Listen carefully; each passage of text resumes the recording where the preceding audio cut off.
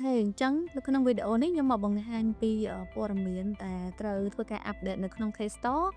ដែលជាព័ត៌មានឬក៏ទិន្នន័យដែលយើងមានស្រាប់ហើយដូចជា Product Category Brand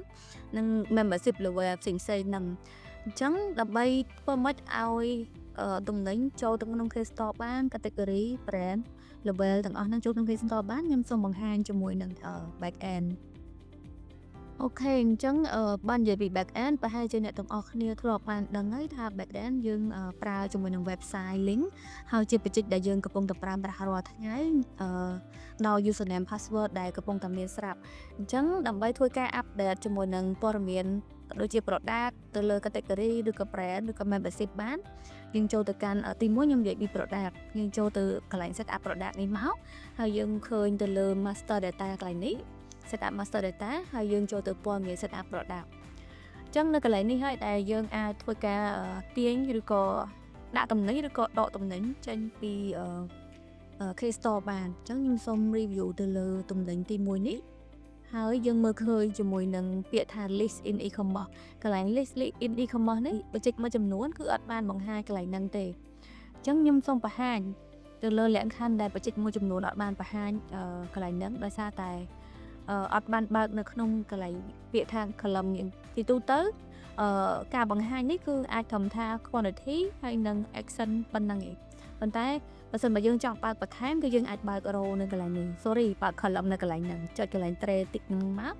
មាន column ឲ្យបើកឯងអញ្ចឹងបើយើងចាំបង្ហាញបើកបានបើយើងអត់ចាំបង្ហាញទេយើងបិទបានអញ្ចឹងវាបិទបើកនៅកន្លែងប្រឡោះហ្នឹងឯងបិទបាំងរីករួមកន្លែងហ្នឹង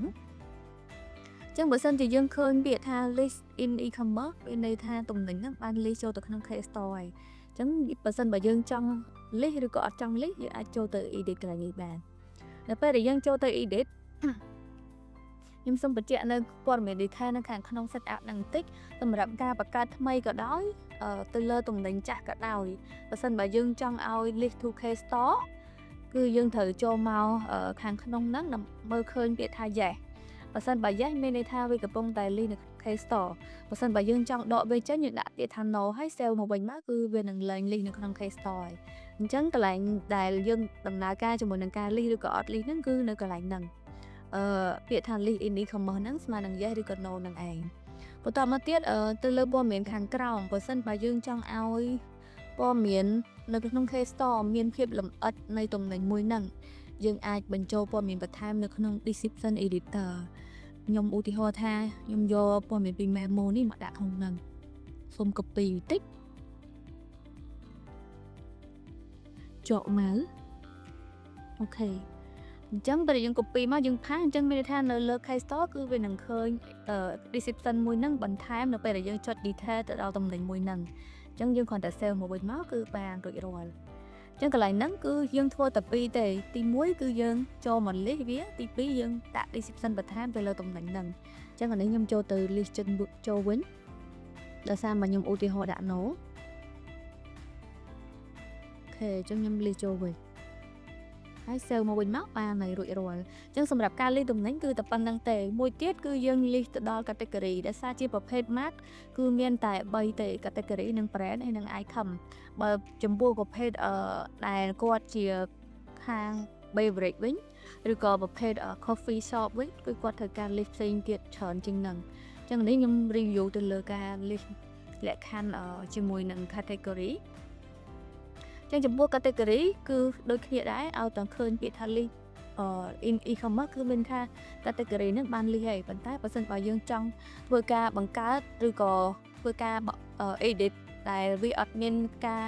affect ជាមួយនឹង K-Store ទេយើងអាចដាក់ no បានអញ្ចឹងយើងអាចដូរ setter ពី yes មក no មកហើយ save ទៅវិញទៅគឺបានហើយអញ្ចឹងកន្លែងហ្នឹងដូចគ្នាចំពោះ category យើងអាចធ្វើការកំណត់ no ទាំងពីរមកហើយ save ទៅវិញមកបានដូចគ្នាហើយចំពោះរូបភាពខ្ញុំភ្លេចបញ្ជាក់ទាំង product មិនក៏ដោយទាំង category ក៏ដោយត្រូវការរូបភាពនៅក្នុង app អញ្ចឹងយើងអាចប្រើរូបភាពបានអញ្ចឹងឧទាហរណ៍ថារូបភាពយើងអាចធ្វើការប្រើកន្លែងនេះមកអញ្ចឹងយើងយករូបភាពណាស្វែងរកណាហើយធ្វើការ open មកវិញមកបានរួចរាល់អញ្ចឹងមានន័យថាយើងអាច upload រូបភាពបានដោយខ្លួនឯងហើយបន្ទាប់មក save មកបានហើយអញ្ចឹងនៅពេលដែលយើងធ្វើរួចរាល់យើងគ្រាន់តែ save មក list ឬក៏មិន list អាស្រ័យទៅលើករណីដែល ទំនិញរបស់យើងចង់ដាក់លក់នៅក្នុង K Store ឬក៏បង្ហាញក្នុង K Store ដែរអត់អញ្ចឹងខ្ញុំសូមធ្វើការ edit មកវិញដាក់ yes មកវិញ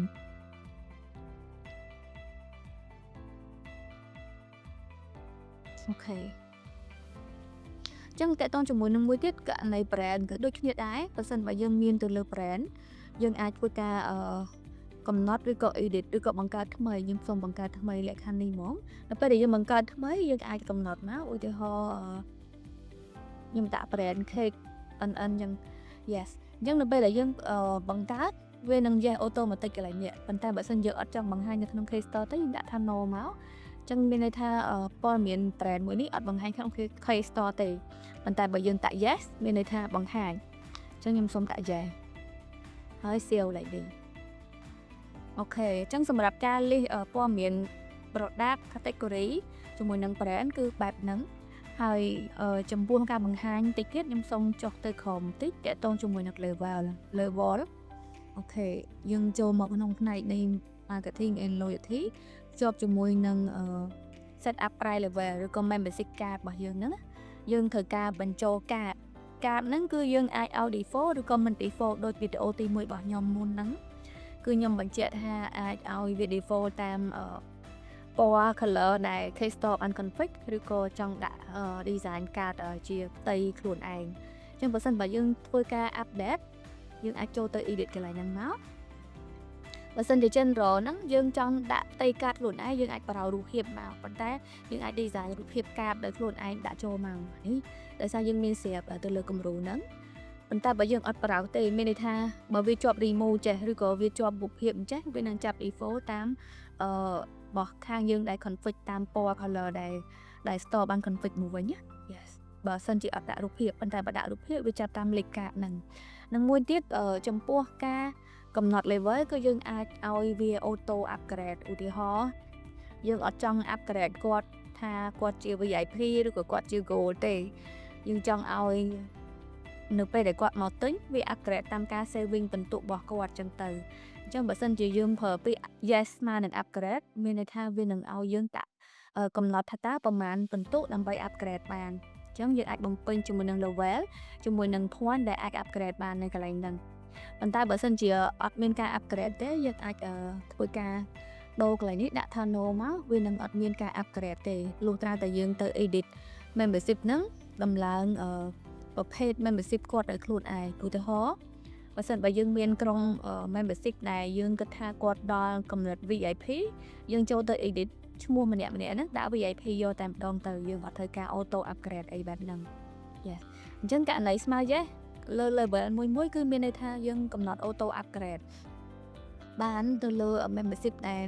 គាត់ service បន្ទុកហើយគាត់នឹងមានការដំឡើងកម្រិតដល់ខ្លួនឯងទៅពេលដែលគាត់ដល់កំណត់បន្ទុកដែលយើងបានធ្វើ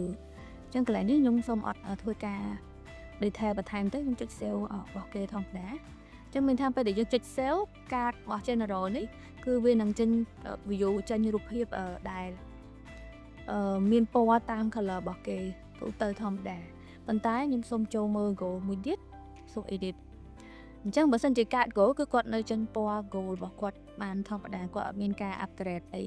sorry គាត់អត់មានការដូរជាមួយនឹង color បានទេដោយសារតែកន្លែងនេះគឺគាត់attach ជាមួយនឹងទម្រង់ដែលមាន membership មានពណ៌ស្រាប់ yes អញ្ចឹងវាអត់ auto តាម store ពណ៌របស់ store ទេអូខេអញ្ចឹងចំពោះព័ត៌មាន upgrade ឬក៏អីបើសិនបើ detail នៅពេលដែលមានការរៀបចំអាចសួរបញ្ជាក់មកវិញបាននៅពេលដែលខាងក្រុមការងារបានកំណត់ level មួយហើយចង់ធ្វើការ upgrade ផ្សេងៗអញ្ចឹងចំពោះការទាញ item ឬក៏ទាញ category ឬក៏ទាញ brand ចូលទៅក្នុង K Store បើសិនបើមានសំណួរអាចសួរបន្ថែមមកវិញបានអូខេមុននឹងបិទវីដេអូនេះខ្ញុំសូមបញ្ជាក់បន្តិចដែរចំពោះអ្នកដែលគាត់ប្រើប្រាស់ K Store ហើយគាត់ធ្វើការ follow ទៅលើ store របស់យើងអញ្ចឹងពេលដែលគាត់ follow គាត់នឹងទទួលបាន membership ដំបូងគេគឺ general ឬក៏ non level membership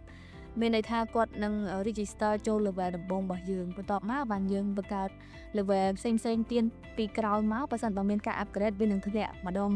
មួយតាម level ដែលយើងបានកំណត់អញ្ចឹងខ្ញុំសូមបញ្ជាក់ប៉ុណ្្នឹងទេ